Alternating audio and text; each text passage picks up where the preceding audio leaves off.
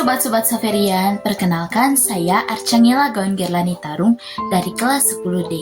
Di sini saya akan menjelaskan materi IPS Sejarah, yaitu mengenal kerajaan-kerajaan Islam di Indonesia. Mari teman-teman kita simak baik-baik tentang materi ini. Tujuan pembelajaran. Jadi ada 6 tujuan pembelajaran yang akan kita capai. Yang pertama, menjelaskan proses masuk dan berkembangnya Islam di Indonesia. Yang kedua, menjelaskan jalur-jalur penyebaran Islam di Indonesia. Yang ketiga, kerajaan-kerajaan Islam di Indonesia. Yang keempat, bukti-bukti pengaruh masa kerajaan Islam yang masih ada di Indonesia.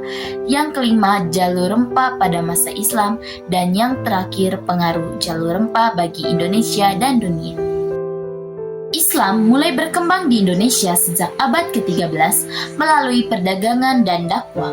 Dari proses tersebut muncul berbagai kerajaan Islam di Indonesia. Proses masuk dan berkembangnya Islam di Indonesia. Ada pendapat beberapa ahli tentang masuknya Islam di Indonesia. Pendapat pertama dikemukakan oleh Buya Hamka. Ia mengatakan bahwa Islam masuk ke Indonesia pada abad ke-7 Masehi. Dia mengatakan bahwa Islam berasal dari tanah kelahirannya, yaitu Arab atau Mesir. Proses ini berlangsung pada abad-abad pertama Hijriah atau abad ke-7 Masehi. Pendapat yang kedua dikemukakan oleh Hussein Jajaningrat. Ia mengatakan bahwa Islam yang masuk ke Indonesia berasal dari Persia. Pendapatnya ini didasarkan pada kesamaan budaya dan tradisi yang berkembang di Indonesia, yaitu tradisi 10 Muharram yang sama dengan di Persia. Pendapat yang ketiga dikemukakan oleh Snook Hungrich. Dia mengatakan bahwa Islam yang masuk ke Kepulauan Indonesia berasal dari Gujarat, India pada abad ke-13 Masehi. Menurut Snook Hungrich, para penyebar Islam di Indonesia berasal dari Gujarat, India. Pendapat ini senada dikemukakan oleh Maugud, ilmuwan Belanda, yang menyatakan bahwa Islam masuk ke Indonesia sekitar abad ke-13 sampai 14 Masehi.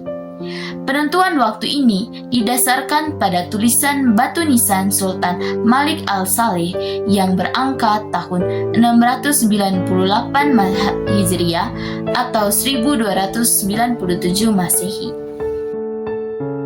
Jalur-jalur penyebaran Islam di Indonesia.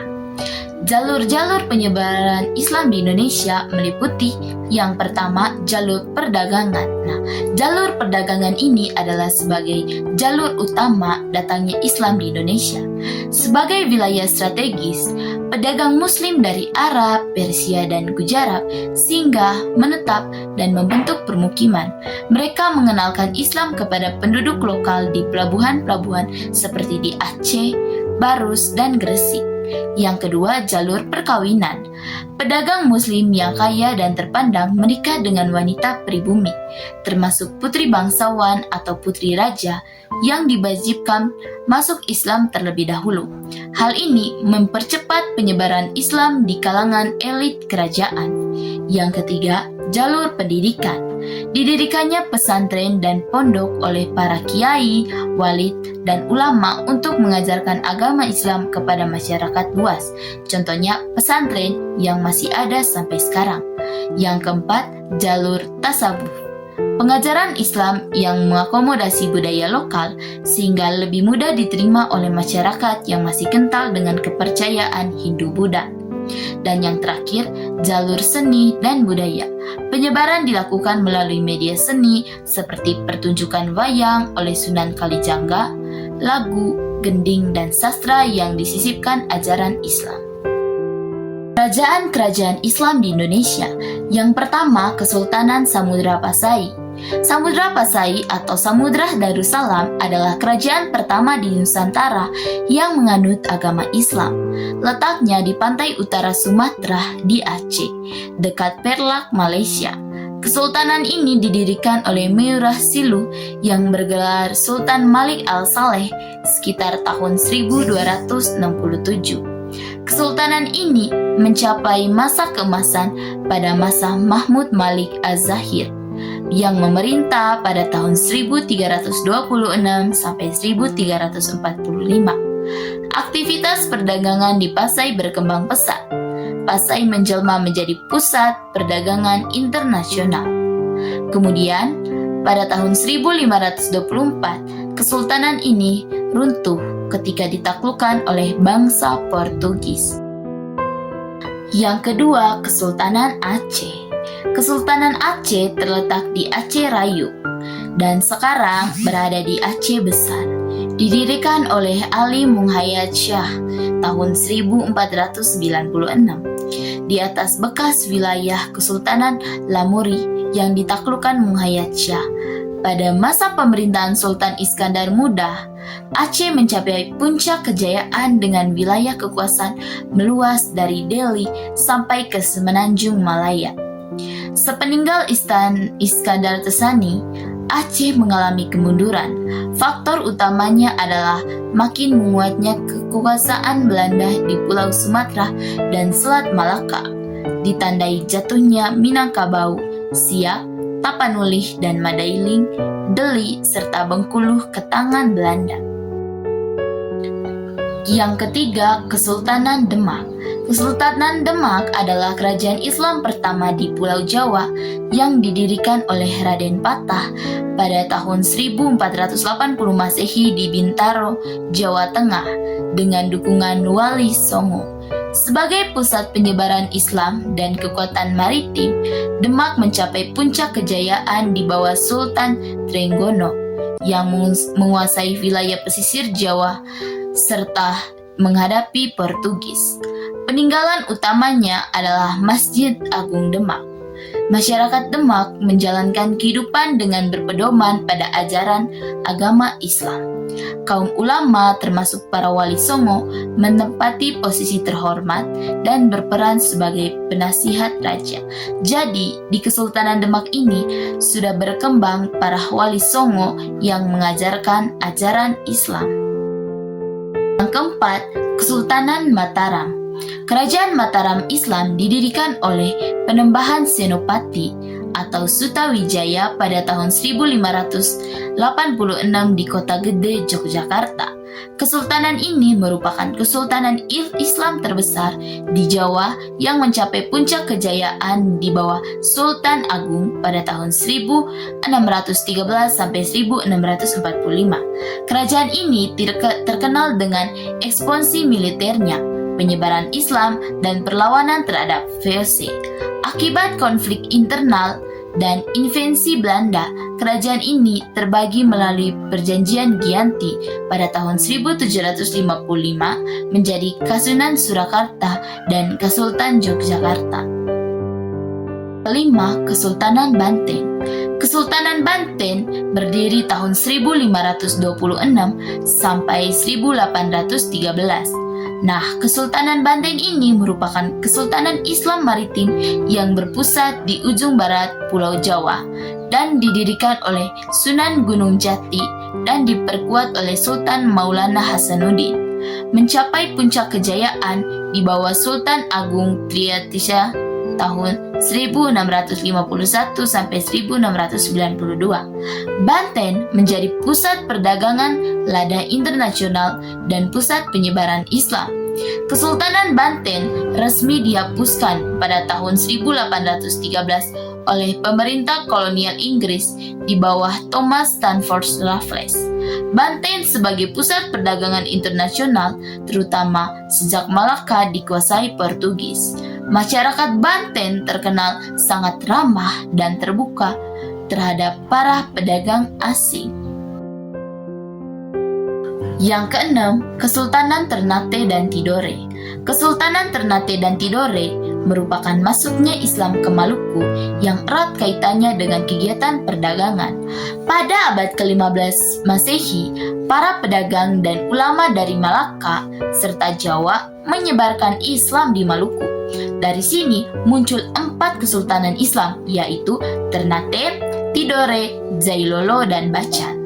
Pada saat kesultanan-kesultanan tersebut berkuasa, masyarakat Muslim di Maluku sudah menyebar sampai ke Banda, Hitu, Haruku, Makian, dan Halmahera.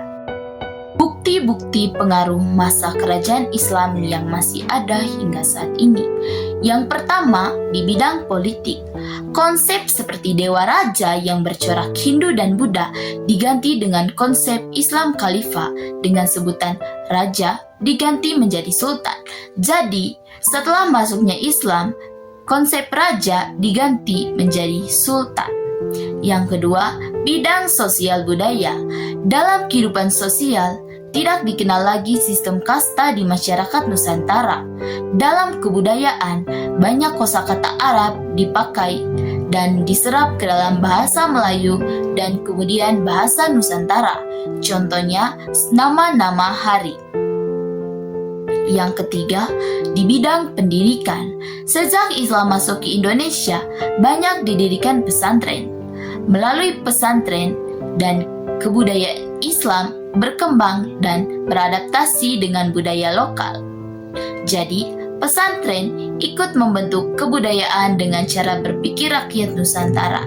Jadi, peninggalan Islam yang masih ada sejak ini yang bisa kita lihat adalah pesantren yang didirikan oleh para wali songo.